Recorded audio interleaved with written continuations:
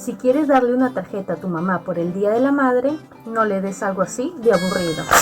Mejor usa 2 hojas de color, pégalas, dobla a la mitad, luego desdobla y ahora realiza este doblez. Ahora sobre otra hoja marcarás el contorno de un espejo y luego realizarás el siguiente diseño y luego recortarás. Pegarás el espejo en la anterior base y luego el diseño sobre el espejo.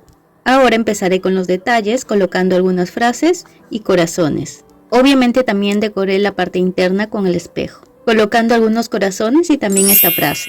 Y aquí les muestro el resultado final. En la portada podemos ver la mejor mamá del mundo. Al abrir, eres tú, teniendo un espejo donde tu madre se puede ver.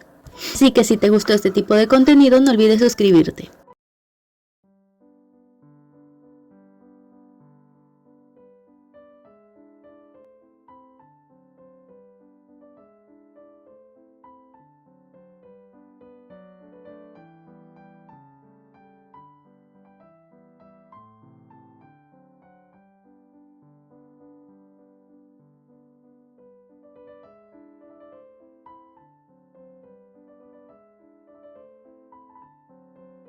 Te enseño a hacer una carta para el Día de las Madres.